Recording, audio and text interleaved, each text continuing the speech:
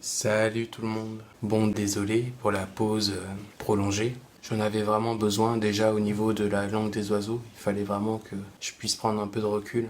Ça m'a permis de comprendre certaines choses. Et puis j'ai eu des problèmes de santé, ça s'est arrangé. Il y a eu aussi l'oiseau là. Vous pouvez regarder la vidéo. Regardez qui c'est qui est là avec moi sur les balcons. Donc voilà, on va commencer cette vidéo en abordant un point que j'avais vu précédemment, c'était par rapport au Nest, vous savez, Nestor, Nestlé. Et j'avais pensé que le N, finalement, apostrophe, pouvait faire référence à en. Vous vous rappelez de ça? Mais en fait, je me suis rendu compte que c'était encore plus simple que ça. Je me compliquais la vie pour rien. C'est-à-dire que nous, on sait que nest, c'est n'est pas. Mais c'est aussi le verbe naître. Et donc là, c'était tout simplement la version naître. Nestor, naître, or. La naissance de la lumière. Nestlé, naissent, elle. La naissance de la lumière. Tout simplement. Si j'aimerais aborder un point, c'était par rapport au Seigneur des Anneaux. On avait vu que Aragorn était probablement le roi, symbolisait le roi dans cette histoire. Vous savez, il faut faire un parallèle avec le tarot. Et que Arwen symbolisait la reine. Mais on avait aussi vu ailleurs que quand Saruman meurt, il y a aussi un autre personnage qui meurt, et on avait vu que ça correspondait à la carte de la tour qui se fait foudroyer, vous savez, comme au tarot, avec les deux personnages qui tombent d'un côté et de l'autre. Ça faisait beaucoup penser à la Tanor, les trois tours, et puis il y a un moment donné où il faut mettre fin à l'action des deux tours, il semblerait, ou peut-être qu'il faut vider le contenu, vous savez. Et donc, ça voudrait dire que, quelque part, ce sont les deux serpents. Donc vous voyez, dans l'histoire du Seigneur des Anneaux, les deux serpents, c'est Saruman et l'autre, là, celui qui susurrait de mauvaises choses, qui avait corrompu l'esprit du roi, là, de Rohan, je crois. Et les deux incarnent deux côtés négatifs, mais assez différents. C'est-à-dire que Saruman, il est puissant, il représente plutôt l'opportunisme. Oui, vraiment le côté ambitieux, mais d'un point de vue négatif. Quelqu'un qui va se ranger du côté du gagnant, quoi.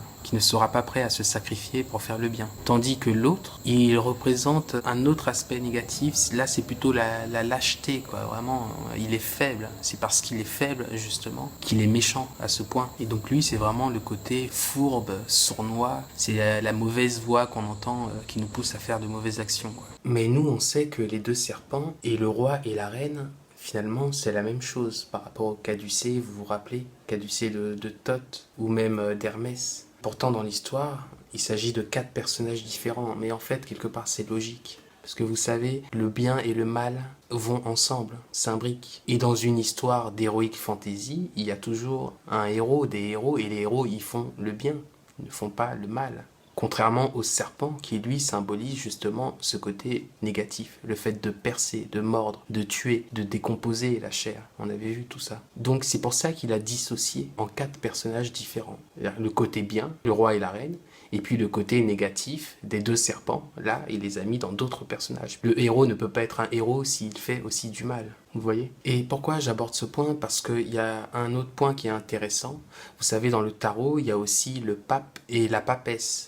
Et je me suis rendu compte qu'il semblerait que le pape soit symbolisé par Gandalf, puisque c'est lui qui va justement les marier. Et que fait un pape? Le pape, il va marier les couples royaux, donc le roi et la reine. Et c'est bien lui qui place la couronne à la fin, il va le sacrer. Il y a aussi la figure de la papesse, et la papesse, ce serait plutôt Galadriel. On voit vraiment qu'ils ont une relation privilégiée, ils parlent même par télépathie, ils sont sur la même longueur d'onde. Vous voyez comment le roi et la reine, leurs prénoms se ressemblent. Aragorn, Arwen. Les deux commencent par Ar, comme Ra, comme la lumière. Ar, Arwen, Aragorn. Et le pape et la papesse, Gandalf, Galadriel. Et comment ça se ressemble? Les deux commencent par G, et de l'autre côté, les deux commencent par Ar, ou Ra. Puis on entend bien le gal de la pierre, le G dans Gandalf. Et il y a surtout cette scène. Pourquoi le semi-homme? Je ne sais pas. Saruman pense que seul un grand pouvoir peut tenir le mal en échec. Mais ce n'est pas ce que j'ai découvert. Je crois que ce sont les petites choses, les gestes quotidiens des gens ordinaires qui nous préservent du mal. De simples actes de bonté et d'amour. Pourquoi Bilbon sacré? Peut-être est-ce parce que j'ai peur. Et qu'il me donne du courage. Où on voit bien qu'elle est associée à la lune avec les deux colonnes et lui il est associé au soleil. On voit bien les deux colonnes, c'est important parce qu'on on retrouve toujours ces deux colonnes sur les cartes du pape et de la papesse.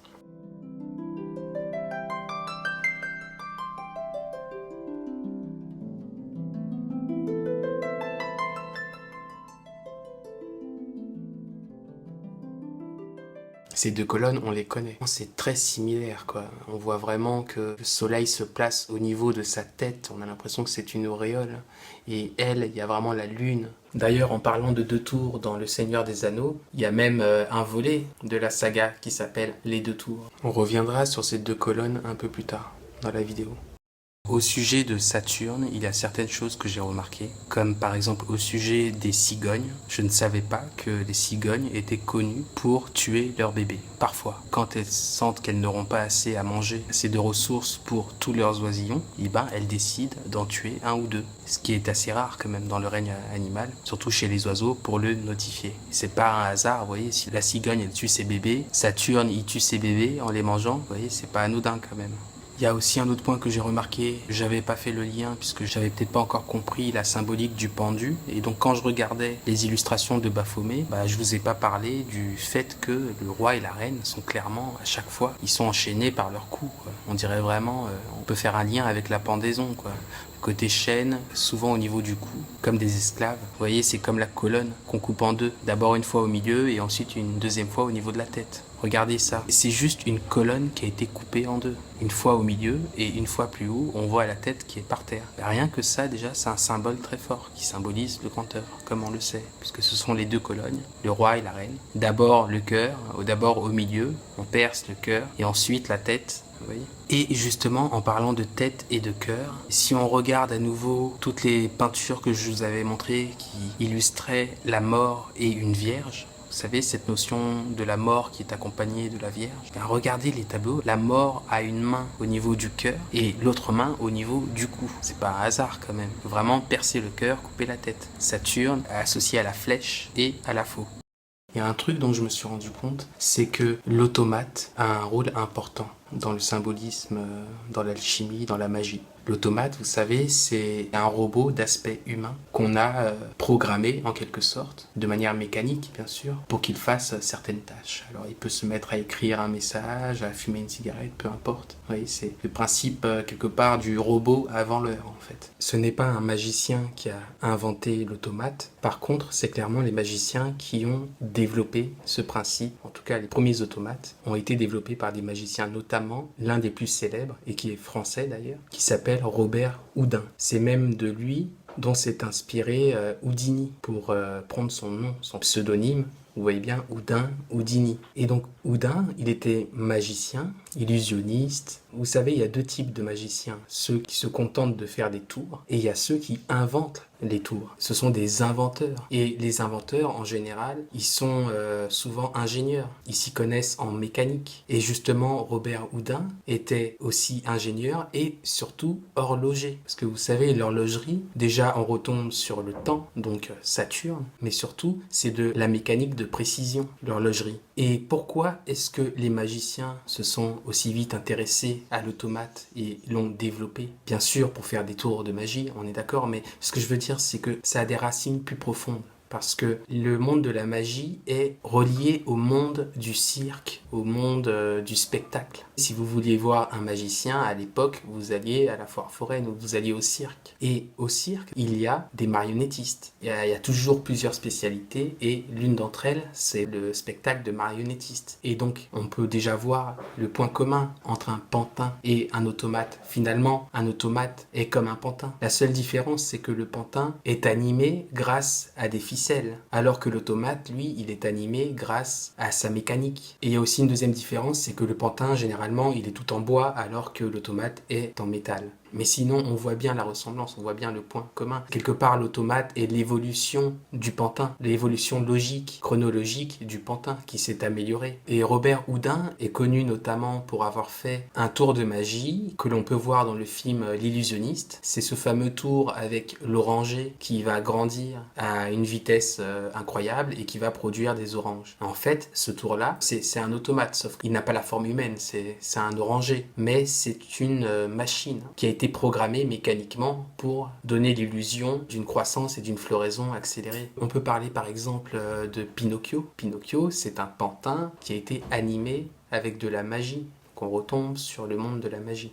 C'est pour ça que c'est aussi important. Ce sont vraiment les magiciens qui ont développé les automates en premier. Et c'est pour ça qu'on retrouve des références à l'automate dans beaucoup d'histoires de magie, qui ont un lien en tout cas avec l'alchimie. Et déjà, si on prend un peu de recul, on se demande si c'est peut-être pas pour ça que l'élite est aussi focalisée sur le transhumanisme, etc.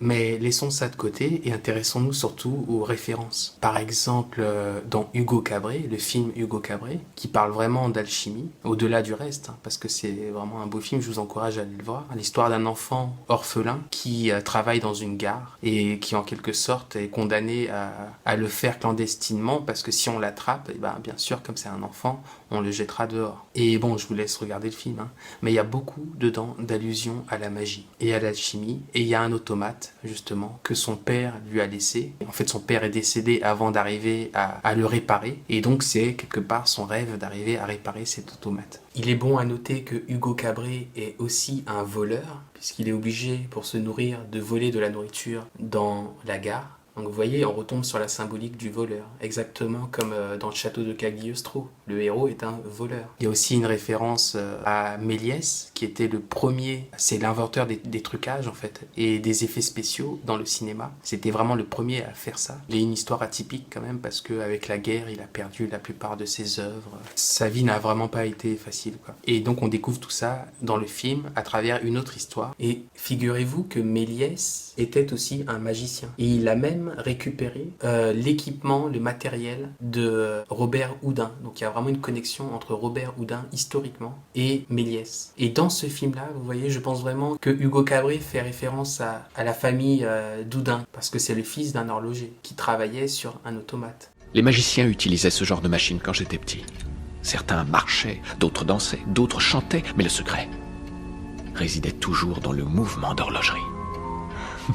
Vous voyez, l'automate est vraiment lié à l'horlogerie. Il s'agit dans les deux cas de mécanique, et je dirais même de mécanique de précision. Vous savez, toujours avec ces rouages, ils font exprès de montrer dans les films, je vais vous montrer des extraits là, on voit bien dans Hugo Cabret, c'est pas pour rien qu'il est dans une gare, on insiste bien sur les roulements, les rouages des roues du train. Vous voyez, quand il arrive en gare, ça nous fait vraiment penser aux rouages d'une montre, aux rouages de l'automate, qui sont similaires, identiques. Et à chaque fois qu'il y a ces scènes dans la tour horloge, on nous montre bien à chaque fois les rouages, parce que c'est important. Le mécanisme, aller à l'intérieur de quelque chose pour comprendre comment ça fonctionne, parce qu'on a tous une montre au poignet, mais on n'a jamais vraiment regardé à l'intérieur pour comprendre toute la complexité. Ça me fait penser par exemple à une série que vous connaissez peut-être qui s'appelle Heroes, qui était vraiment pas mal, enfin la première saison était vraiment pas mal. Après ça part en sucette, et donc il parle de magie, puisqu'il s'agit bien de pouvoir magique. Et donc le méchant dans cette série, qui est un serial killer, donc qui tue les gens, les gentils, ou des innocents. Donc on retombe vraiment sur la figure de la faucheuse, de Saturne. Et bien son boulot, c'est qu'il est horloger. Il est horloger. Et son pouvoir, justement, c'est qu'il arrive à fixer les choses, à les réparer, fixer, ce qu'ils disent en anglais, à voir ce qui cloche et à arriver à le réparer. Et c'est comme ça, justement, que son pouvoir va l'emmener à tuer d'autres personnes qui ont des pouvoirs pour comprendre d'où vient ce pouvoir et l'assimiler. Il essaie de récupérer un maximum de pouvoir pour devenir le plus fort possible. Et vous voyez bien la connexion. C'est marrant d'ailleurs parce que il s'appelle Grey, c'est son nom de famille, Grey, qui veut dire gris en anglais. Où se trouve le gris? Se trouve entre le noir et le blanc. Et nous, on sait que le noir et le blanc, c'est une référence, c'est comme le damier des maçons, c'est une référence au jour et à la nuit, au roi et à la reine, donc à l'ouroboros, au grand œuvre. Et on nous dit bien qu'il est gris. Le gris, il est au milieu. Et au milieu, on sait que c'est la colonne de Saturne. Vous voyez toutes les références à Saturne. Il tue la mort, le temps, l'horlogerie. Et en plus, il est gris. Il est au milieu du noir et du blanc. Et je pourrais en trouver d'autres, hein, certainement. Si je revoyais la série, je l'ai vue il y a plusieurs années. Là, c'est les premiers éléments qui me reviennent en tête. L'automate, c'est une association de deux symboles, quelque part. De l'homme et du métal. Et je suis sûr que ça a un lien avec le grand œuvre. On va travailler, en tout cas dans La Voix sèche, sur un métal. Et on va aussi travailler sur nous-mêmes. Il y a cette association des deux. C'est comme dans le manga Full Metal Alchemist, dont on a déjà parlé. Eh bien, le frère du héros, il est enfermé dans un corps métallique. Vous voyez un peu la référence ? Regardez Matrix. Matrix, il y a vraiment plein de liens avec l'alchimie dans Matrix, on l'a déjà vu. Ne serait-ce que la langue, le code qui est vert, qui est caché et qui est vert, la langue verte, etc., etc. On en a vu plein. Et c'est quand même intéressant, bon, vous allez me dire c'est de la science-fiction, c'est normal qu'il y ait des robots, etc.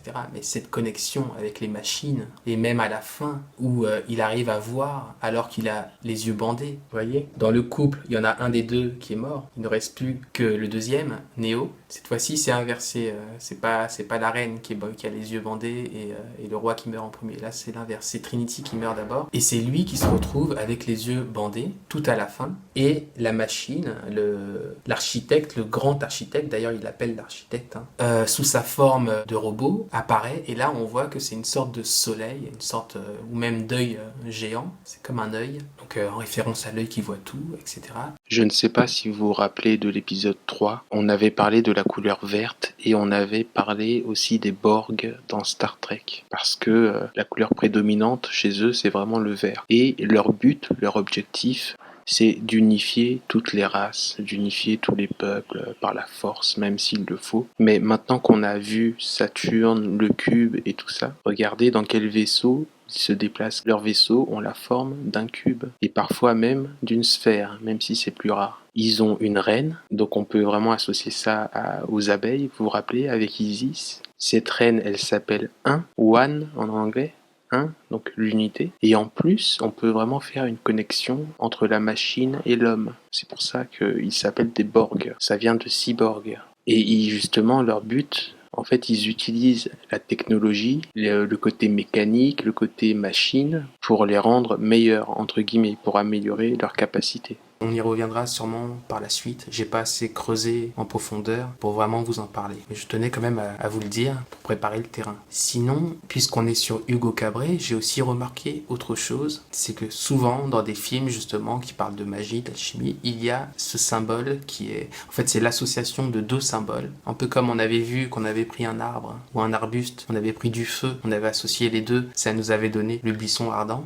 Bah là, c'est à peu près pareil. C'est-à-dire qu'on a pris le symbole du temps de Saturne, son sablier, qui peut être une horloge, une montre, peu importe, quelque chose qui symbolise le temps qui passe. Donc on a pris l'horloge et on a pris un autre symbole, la tour, puisque lui aussi c'est une tour, c'est la tour centrale. Donc on a pris la tour et l'horloge, on a associé les deux et ça nous a donné une tour horloge. Ce qu'on appelait un beffroi en fait. Un beffroi, c'est une tour avec...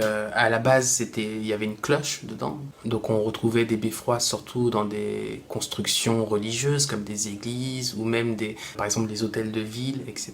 Et donc avec le temps, la cloche a au fur et à mesure été remplacée ensuite par des carillons. Les carillons, c'est des ensembles de cloches en fait. Il y a aussi l'instrument de musique, hein, bien sûr, qui ressemble un peu à un balafon d'ailleurs. Mais en fait, c'est surtout un ensemble de cloches programmées pour faire une mélodie. Ensuite, les carillons ont été remplacés par des horloges. Donc, il faut comprendre que, bien sûr, on peut expliquer ça de manière historique, l'histoire de l'architecture, etc. C'est logique, quelque part. Vous voulez que tout le monde suive le temps, que tout le monde soit au pas par rapport au temps qui passe. Le matin, on se lève, on va travailler, le soir, on rentre, on se couche, etc. Donc, forcément, vous affichez le temps à la population et vous le mettez en hauteur, à un endroit que tout le monde verra, donc sur une tour. Donc, bien sûr, il n'y a pas de souci là-dessus. C'est tout à fait logique. On peut très bien arriver à cette construction-là sans vouloir forcément faire une référence à l'alchimie, bien sûr. Mais l'un n'empêche pas l'autre. Et c'est pour ça que, par exemple, dans Hugo Cabret, on retrouve souvent d'ailleurs cette scène de la tour horloge et du héros qui finit par s'enfuir. Et même, à un moment donné, il est même suspendu à une aiguille de la tour horloge. On retrouve cette référence aussi dans le château de Cagliostro, par exemple. À la fin, pareil, dans une tour horloge, et il s'accroche à l'aiguille en essayant d'échapper aux méchants. D'ailleurs, ils finissent même par tomber dans l'eau, exactement comme sur la carte de la tour. Et cette référence-là, là, je vous en donne que deux, mais il y en a beaucoup dans plein d'histoires qui ont un lien justement avec l'alchimie.